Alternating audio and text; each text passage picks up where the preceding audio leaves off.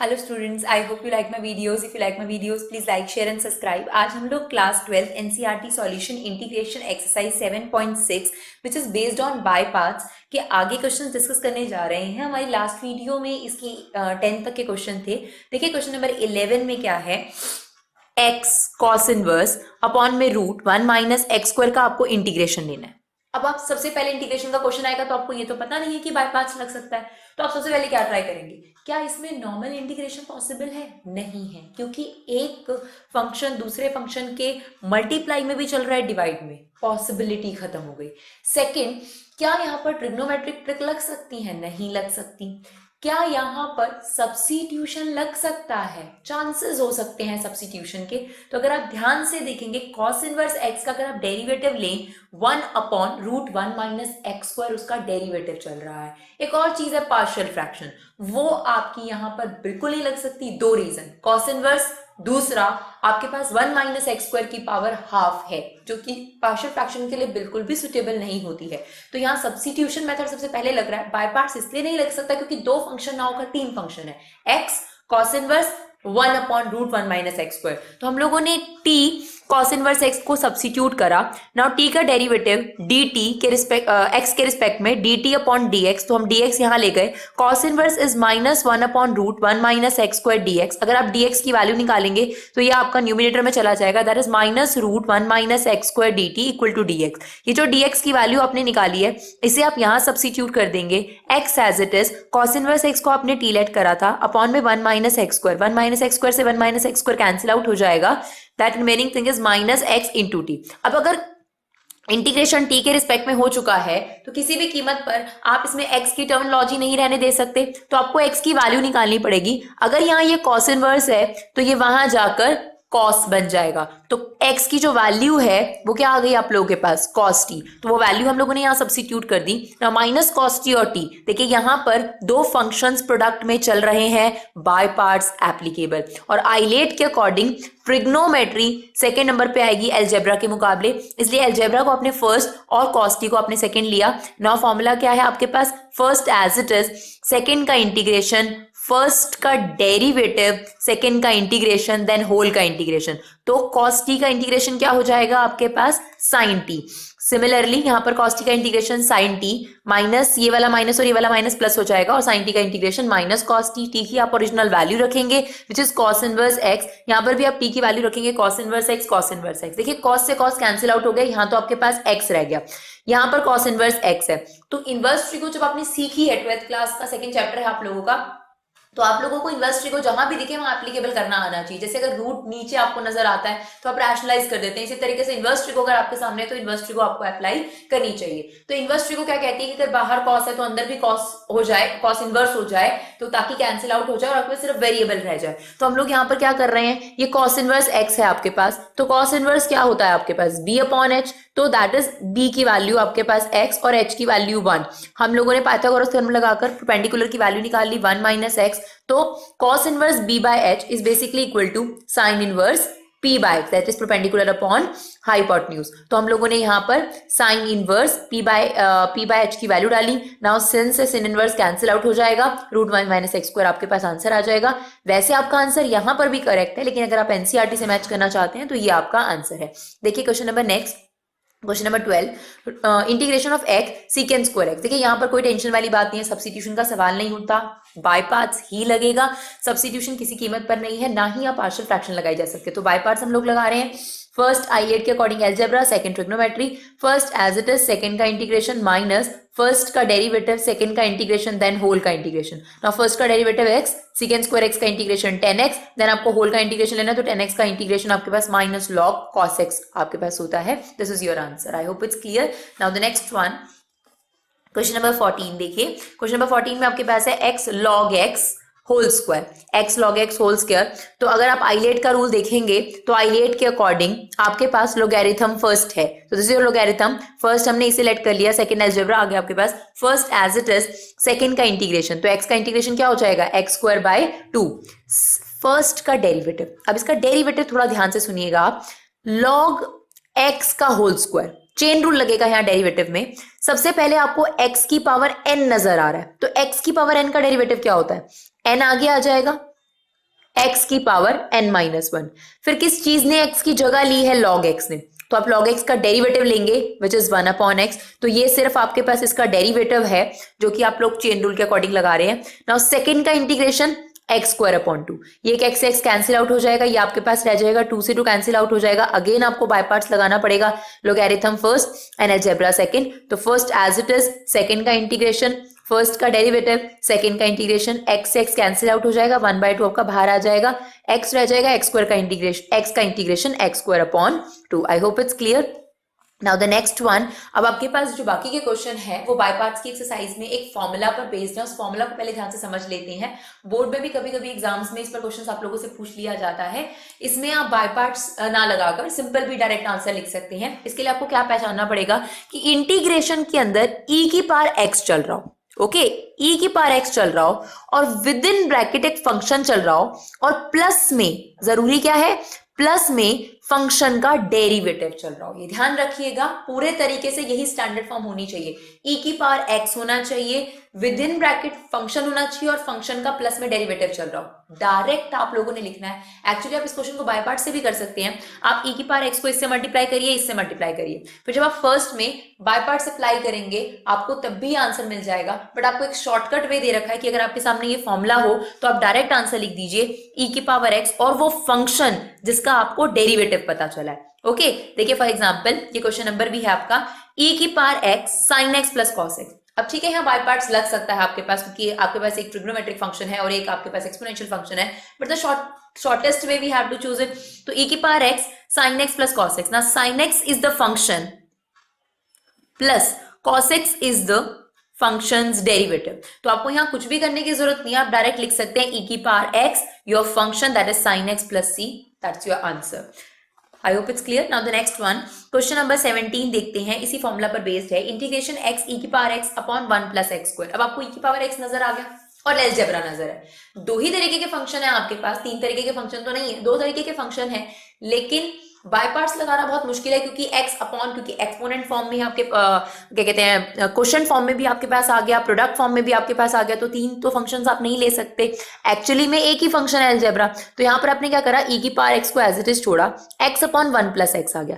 कभी भी आप देखो डिनोमिनेटर में अगर 1 प्लस x² चल रहा है, 1 प्लस x चल रहा है, तो आप ऊपर भी वही बनाने का ट्राई कीजिए। तो अगर 1 प्लस x चल रहा है तो आपने 1 प्लस कर दिया और 1 माइनस कर दिया, अपॉन में 1 प्लस x का होल स्क्वायर चल रहा है, ठीक है, that is cancel out effect. ना 1 plus x upon 1 plus x का होल स्क्वायर और माइनस 1 अपॉन 1 प्लस एक्स का होल स्क्वायर, आप इसे कैंसिल आउट करेंगे, ये बनेगा आपका 1 upon 1 plus x and that is minus 1 plus x square. Formula क्या कहता है आपको, e की पावर x एक फंक्शन होना चाहिए, यहाँ पर बीच में प्लस ही होना चाहिए, तो ये माइनस हम लोगों ने इसे दे दिया। अगर आपको पता हो 1 अपॉन एक्स का जो डेरिवेटिव होता है वो माइनस 1 अपॉन एक्स स्क्वायर ही होता है, तो दैट इज 1 अपॉन एक्स और 1 अपॉन एक्स का जो डेरिवेटिव है वो माइनस 1 अपॉन एक्स स्क्वायर यहाँ पर चल रहा है। That means this is your function and this is your functions derivative.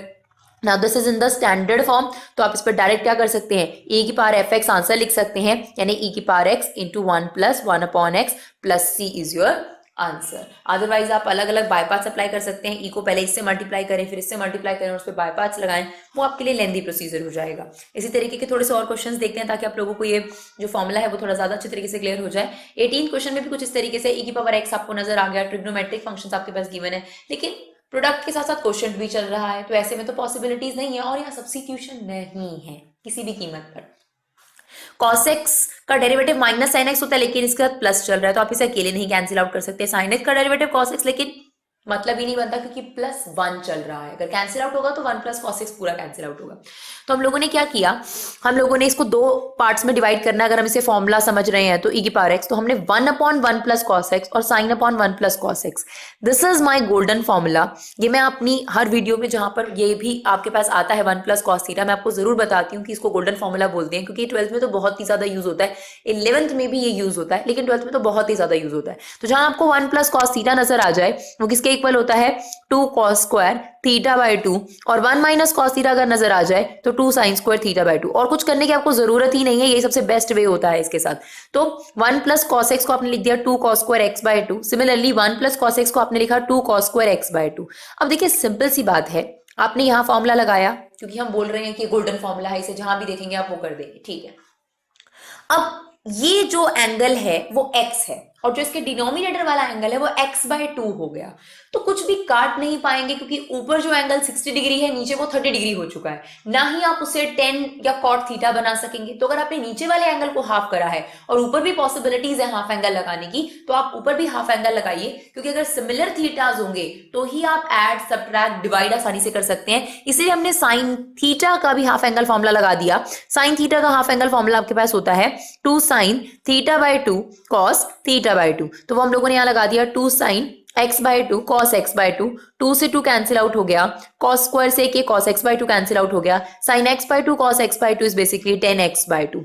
और ये आपके पास रिमेनिंग चीज रह गई 1/2 as it is, cos square x/2 is secant square x/2। अगर आप ध्यान से देखेंगे तो ये फंक्शन चल रहा है और ये फंक्शन का डेरिवेटिव है, क्योंकि 10x/2 का derivative secant square x/2, then x/2 का आप डेरिवेटिव दोबारा लेंगे which is 1/2, which is chain rule. तो ये आपके पास पूरा पूरा डेरिवेटिव चल रहा है, तो हमने इसे ऑर्डर वाइज लिख दिया। प्लस में है तो आप आगे पीछे कर सकते हैं। This is 10x/2 plus secant square x/2/2। This is your function, this is function का डेरिवेटिव। तो आपके पास आंसर क्या हो गया, e की power x fx, that means e की power x 10x/2। I hope it's clear. Now the next one, similar question, ऐसा ही है कुछ, इसी टॉपिक पर बेस्ड है। x-3/x-1 होल क्यूब ex, फिर से एक अलजेब्रा फंक्शन है और एक आपके पास एक्सपोनेंट है। तो ऐसे में बाय पार्ट्स लगाया जा सकता है। तो बाय पार्ट्स लगाने के लिए, लेकिन बाय पार्ट में दिक्कत ये होगी कि डिनोमिनेटर में भी वैल्यू चल रही है, तो इसलिए हम लोग फॉर्मूला अप्लाई करेंगे। तो इसमें स्प्लिट करिए। तो मैंने आपको बताया जैसे x-1 है तो इसे भी x-1 बनाने की कोशिश करेंगे हम लोग। तो इसमें से हमने क्या करा, इसको x-1 -2 लिख लिया। बेसिकली दिस इज x-3, पर हमने इसे इसकी तरह ट्राई करने का कोशिश करा कि x-1 हो जाए। नाउ ये वाला पार्ट अपॉन दिस, यानी x-1/x-1 का होल क्यूब और -2/x-1 का होल क्यूब, ये किससे कैंसिल आउट हो जाएगा, ये रह जाएगा 1/x-1 का स्क्वायर। ये प्लस होना चाहिए आपके पास स्टैंडर्ड, -2/x-1 का होल क्यूब। अगर आप कभी भी देखेंगे 1/x² का डेरिवेटिव क्या होता है, तो वो -2/x³ होता है। तो आप कभी भी देखिए एक पैटर्न सा है, 1/x का डेरिवेटिव -1/x²। अगर हम इसका डेरिवेटिव लें, 1/x² का डेरिवेटिव -2/x³, 1/x³ का डेरिवेटिव -3/x⁴। तो आप एक चीज देखिए, यहाँ पावर इंक्रीज होती जा रही है और जो भी आपके पास पावर का कोफिशिएंट है वो यहाँ बनता जा रहा है। ऐसे ही 1/x⁴ का डेरिवेटिव क्या होगा, -4/x⁵। तो अगर ये फंक्शन है तो ये 100% इसका डेरिवेटिव है। तो आंसर e⁻x/1 माइनस 1/x-1 का whole square plus c। I hope it's clear. Now the next one, question number 21, e⁻2x sin x। ये भी अपने आप में एक बहुत अच्छा क्वेश्चन है। देखिए इसमें लगना तो बाय पार्ट्स ही है, लेकिन दिक्कत ये है कि जब ट्रिग्नोमेट्री और एक्सपोनेंशियल, ध्यान से सुनिए, जब ट्रिग्नोमेट्री और एक्सपोनेंशियल बाय पार्ट्स में आ जाते हैं, फिनिश ही नहीं होगा, आप इसका इंटीग्रेट करते ही रह जाएंगे। ठीक है, तो कुछ ना कुछ सॉल्यूशन तो निकालना है, क्योंकि बाय पार्ट्स के अलावा इसमें कोई ऑप्शन नहीं है, सब्स्टिट्यूशन नहीं लग सकता, पार्शियल फ्रैक्शन नहीं लग सकता।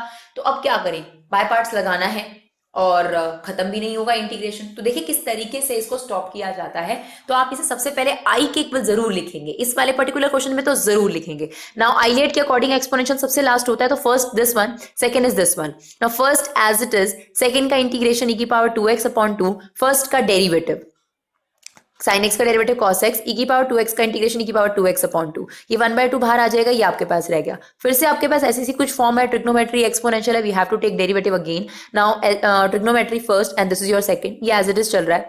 First as it is, second का इंटीग्रेशन, फर्स्ट का डेरिवेटिव, सेकंड का इंटीग्रेशन। यहाँ माइनस था लेकिन cos x का डेरिवेटिव माइनस sin x होता है, तो वो माइनस यहाँ पर आकर आपका प्लस हो गया।